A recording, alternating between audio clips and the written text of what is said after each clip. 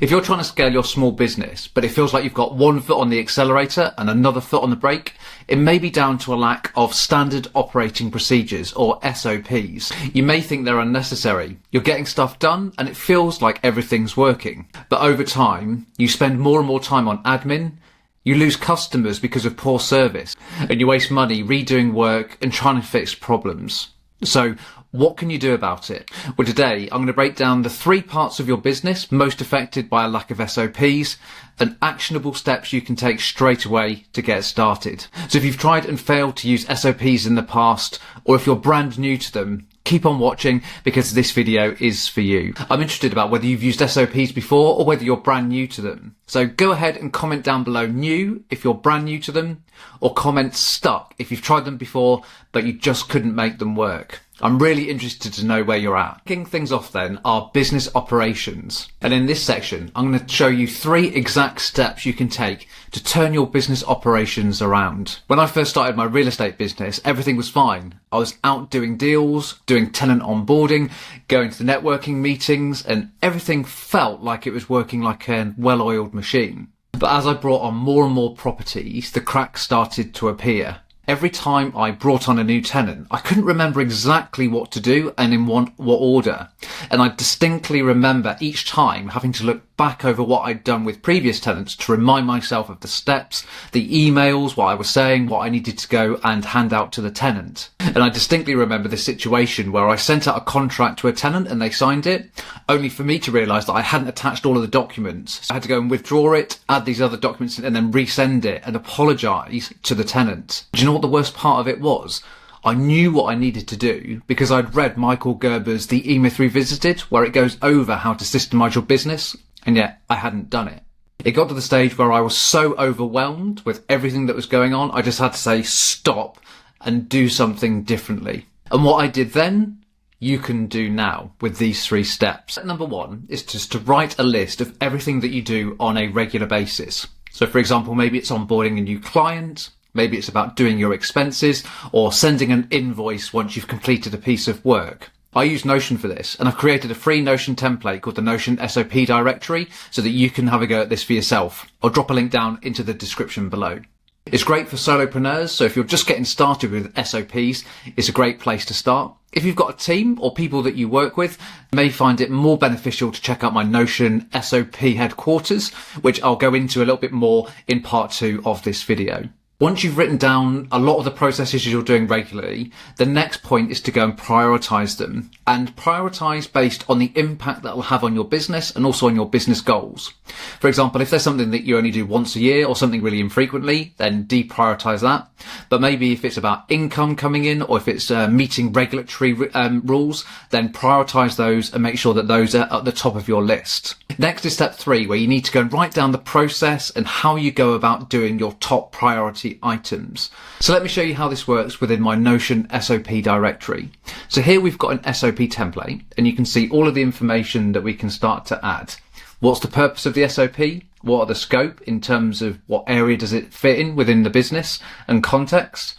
We can write who are the key roles and responsibilities, so who owns the SOP and who are the users. If there are any definitions or abbreviations we need to jot down, then you can go and add the actual process. And this could be written down steps. You could also go and add in diagrams or images, checklists, and perhaps even a video, maybe on YouTube or via Loom.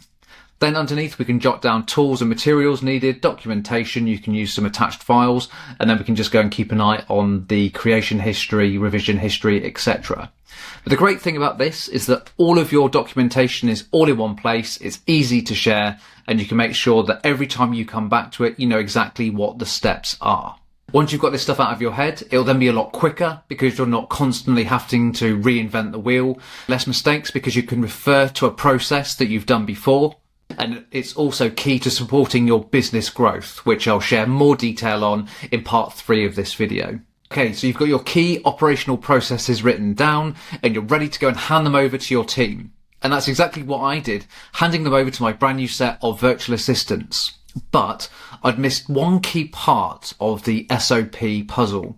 Although the processes were written down, nobody was following them. So of course I went and asked them what was going on, and some of them said that they didn't think that the processes were relevant to them, so they were doing their own thing. And others said that they tried to follow them, but they were out of date or they didn't make sense. So to stop this happening, you need to assign each SOP just one owner, and you also need to go and add all of your users, so those people within your team that will be using that specific SOP. Now the owner is the person responsible for making sure that the SOP is written, for making sure that it's up to date, and for making sure that people know how to use it and that there's any training done.